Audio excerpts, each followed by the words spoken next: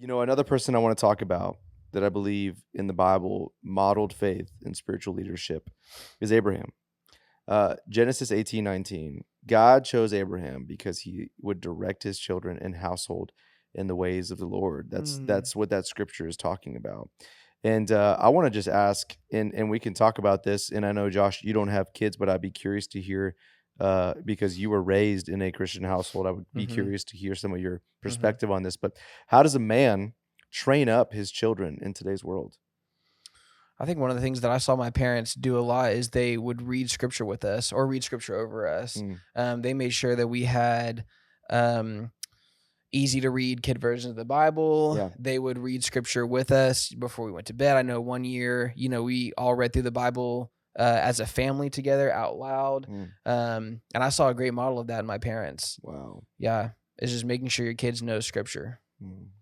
That's good, man. Know the word of God. Did that include like memorizing too? Hmm. Yeah, I Yep. love that, man. I think it's so important to teach your children. My son, he just turned 3. So, we're just trying to get full sentences right now. So we're not there with memorizing scripture, but Yeah. I believe that when you speak scripture over them, it's implanted in their heart. And so I call him an ambassador. I call him a man of God, a warrior, Mm, right? These things it's that I awesome. believe are identities that God has spoken over him, and they're not just words that I'm just speaking. But I think what you're saying, memorizing scripture, storing that in your heart, and storing that in your children's heart. I remember my mom; she had this laminated whole prayer that like had scripture in it and all that stuff. And on our way to school, she would have all of us, and it was just 3 of us, or two. It was my 2 older sisters at the time. My little sister wasn't born yet, but we would all drive to school, and Hmm. she would have all of us read that laminated piece of paper, and it was like 3 paragraphs long. And then after one of us was done, passes the next one. They would read it, and then after Wow. that, it would come to me. And Out after a out while, loud? huh? Y'all would all read it out Yeah, loud? we'd read it Okay. all out loud on the way to school, and I Wow. don't know how we would always finish all 3 of us in time to just get out for school. Mm, But I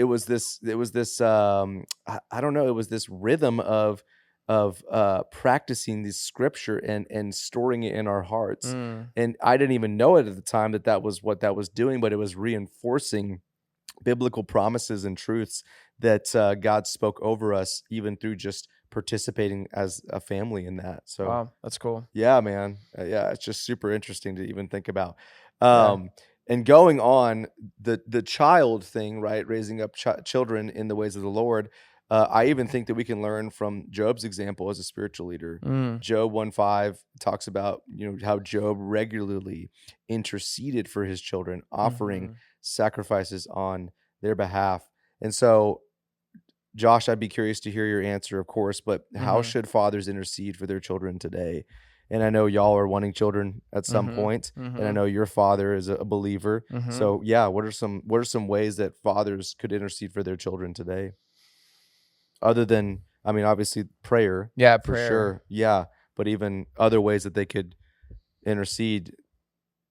What do you mean exactly by intercede? Well, let me just say this Beside too. prayer. Yeah, let me just say this too. Like, you know, it's a very real reality for Kalina and I that until SJ, um, he receives Jesus into his heart and he Mhm, professes it with his lips, mhm. that we need to intercede for him. And what I mean by that is stand in the gap. 'Kay. And of course, prayer is a big thing. Pray, right? Intercede through prayer, but also some other things that we do when we intercede for him is that we are and I keep using this term, but we're the gatekeepers, right? We're the gatekeepers for certain things that he's watching, certain Mm, things that he, would step into in terms of environments or even activities that we need to step in the gap and say, okay, hold on, we're going to protect you in this mm. because you are not. You're not bought by the blood yet, right? Like, I mean, you are, but you haven't accepted Jesus into your heart, and so those are just some practical ways that we intercede. But let me ask you a more specific question. Okay. How did your father intercede for you? Yeah, you were talking and I was thinking about that. Yeah, he did a really great job of filtering out what we watched, what we listened to. There was movies, there was TV shows, there was books that we couldn't read, music that we couldn't listen to, Yeah. all that type of stuff. Um, Yeah, he did a great job of that, but also just yeah, just teaching us the ways of the Lord. Hmm. Yeah, and just whether it was in a financial way of teaching us how the Bible Oh, that's commands good. us to handle Yeah. money, whether it was Stewardship. relationally. Mm. I know my parents were really big on us not being in a super serious relationship until we got older and could understand it. Yeah. Um, he would make sure and teach us about baptism and all the things at church, and what it means, so that we could at least get an idea of the significance behind it, what it meant, so that we weren't just seeing these things on Sunday mornings and thinking, what was that? Communion was another example. Made sure to teach us about that, what it meant, the significance of it, what it represented, so that we're not just arbitrarily doing these things on a Sunday morning, having no idea what it meant. Yeah, I think those are just a few of the things I can think about That's good, offhand. man. That's good. Yeah, I think that there's something so important about, when we accept Jesus and we follow him, right? We choose to follow him. Um, there's something we receive the advocate for one, we receive the Holy Spirit, but there's something that's activated in us through the Holy Spirit that allows us uh to discern those things that should not be in our lives. And Mm, I think that that's even something else that you're saying that comes to mind for me of interceding is um, standing in the gap, but also recognizing and discerning what doesn't need to be in their lives. wow.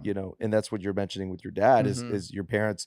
They knew certain movies, they knew certain songs and music did not need to be in your life because they probably, Right. I would assume that they recognize there's spiritual powers in these Mm, that are not from God, right. and so you don't need those in your life because um, until you follow Jesus, you don't have the Spirit's protection in you like Yeah. that. Yeah. Yeah.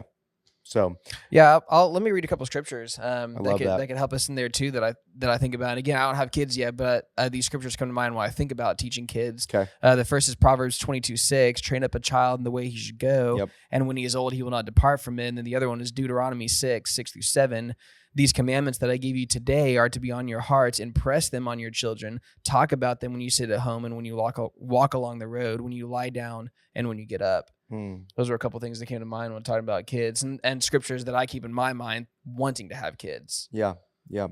What are some other scriptures you have just on the topic of what we're discussing today? I know I love Josh that he comes with scriptures all the time and he's just I ready. do. He's like, man, I got the arsenal. Let's go. Um, yeah, Fire off. Come on, man. yeah. If I can, I'd love to read some of the armor of God about the armor of God from Ephesians 6. So this is Ephesians 6, 10-20. Says, finally, be strong in the Lord and in his Mm, mighty power. Put on the full armor of God so that you can take your stand against the devil's schemes. For our struggle is not against flesh and blood, yeah. but against the rulers, against the authorities, against the powers of this dark world, and against the spiritual forces of evil in the heavenly realms. Therefore, put on the full armor of God so that when the day of evil comes, not if the day of evil comes, when the day of evil comes, you may be able to stand your ground, and after you've done everything, to stand. Stand firm then, with the belt of truth buckled around your waist, with the breastplate of righteousness in place, and with your feet fitted with the readiness that comes from the gospel of peace. In addition to all of this, take up the shield of faith with which you can extinguish all the flaming arrows of the evil one. Take the helmet of salvation and the sword of spirit, which is the word of God. And here's where things get really, really great, if it wasn't already. And pray in the Spirit. Pray in the Spirit on Come all on. occasions with all kinds of prayers and with requests. With this in mind, to be alert and always keep praying for all the Lord's people. Pray also for me, that whenever I speak, words may be given me, so that I will fearlessly make known the mystery of the gospel, for which I am an ambassador in chains. Pray that I may declare it fearlessly as I should. And there's so much in there, but really, I think the two things that really jump out in the topic of this conversation is first praying in the Spirit, which we talked about prayer a lot already, but also the armor of God. Paul talks about the belt of truth, the breastplate of righteousness, the shoes of peace, the shield of faith, the helmet of salvation, the sword of the Spirit. And so I think knowing the pieces of armor that God gives you is super important as a man, to be a spiritual leader in your house, because these are Amen. gifts, I think, that God gives you. He gives us this armor. He gives us these gifts that we can withstand the enemy's attacks, that we can withstand the flaming arrows that Paul talks about. Mm, And so I think if we just dismiss all of this, we're doing ourselves a big disservice. If we know this, dismiss it, because this is what God gives us. Mm. The word of God, the Mm. breastplate of righteousness, the helmet of salvation, all these things God gives us. And I think it's important for us to don all of that as men, as leaders in our house. How do you do that on a daily basis?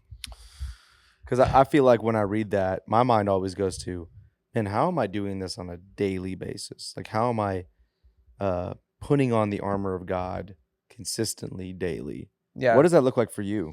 I'll just walk through piece by piece if that's okay. Yeah, And absolutely. I'll preface by saying it's challenging. It's Mm. not easy to do on a daily basis, to keep up all the time. Well, and I think that's one thing too that we need to say just with all of this is that it's not easy. Yeah. What we're all talking about today, like this is not easy. Mm-mm. It's work. Yeah. It's a grind. You got to do it though. Go ahead. Yeah.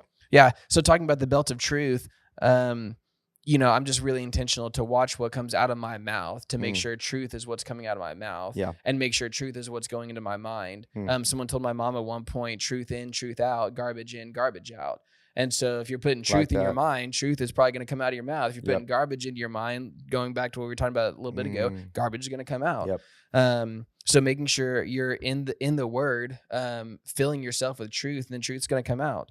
That's good. Going to the breastplate of righteousness.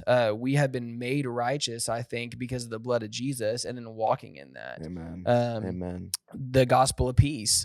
Peace is a big thing that I think God's been teaching me lately, but just in any situation, just to recognize that that we have been given the gift of peace. You know, we have the Holy Spirit in us, and that's the Holy Spirit of peace that fills us. You know, in Philippians, it talks about to not be anxious and to have peace in these situations because we've been given peace inside of us. The shield of faith, just to have faith that God is who he says he is, that God's word is true, that there's validity, that there's sovereignty, and putting your faith in Jesus as the savior of the world, that his blood covers you in all of this, and putting your faith that you're filled with the Holy Spirit and can do this not by your own power, but by the power of he who lives inside of you. The helmet of salvation. If you've been saved and you're been saved into the blood of Jesus, knowing that salvation is eternal, that salvation covers a multitude of sins, and knowing that the salvation from the Lord is bigger than the evil from the enemy, and then the sword of the Spirit. You know, we talked about a lot. We talked about it last time I was on here, but the word of God, having this at the ready, because we don't fight with our fists. We don't fight with weapons of this world. Not against flesh and blood. Not against flesh and blood, but against the spiritual forces of this world. And this is how we fight for it. So if you're not in the word, men, get in the word. Be in the word of God. Read his word. Know what it says. And that way when the enemy attacks you, you can have all this at the ready. I saw something from John Piper the other day.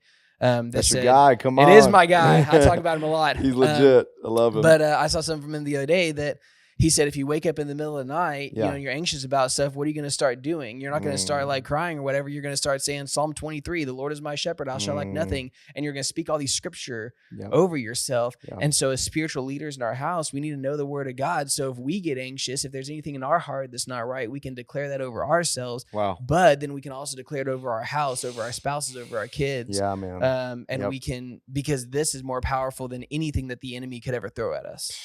And the enemy knows that too. Wow.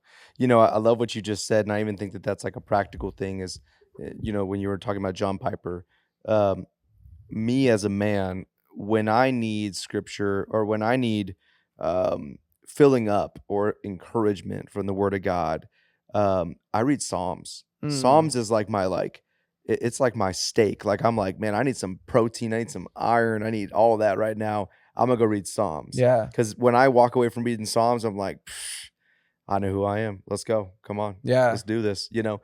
And just, I don't know, there's something about Psalms and Proverbs that I'm always just like, those two books to me, when I need something to just lift me up and just get me going as a man, those are the books that I go to. Yeah. Yeah. So, man, I love that. So let's talk about like some challenges and encouragement. Oh. What are some common struggles that you think men face in taking spiritual leadership at home?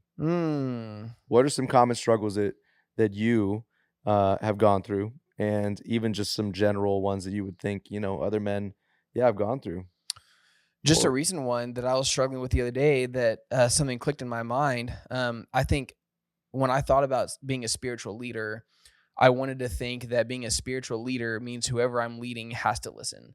And if they're Hmm. not listening, then that means I've somehow failed. Hmm. And it clicked in my brain that I think that's kind of a misconception of sorts, because we're not necessarily called, I don't think, to be a spiritual leader and make someone else listen. That's not Yeah. our job. That's the Right. Holy Spirit's job to Right. convict. But we're just called to be a spiritual leader. And if we're Mm. obedient to that, then it's up to the Lord at that point, that we have to give that over to Him. And so I think that's a struggle that I've noticed in myself, that I just felt convicted of recently, Wow. was that I don't have to make someone else listen. I just have to be obedient to the calling God's placed on my life as a husband, and as a leader. And if, whoever, if they don't want to listen, they don't want to listen. That can apply to so many areas of your life, but you're called to what you're called to, not called to be someone else's Holy Spirit. And when you say, like, make someone listen, what do you mean by that?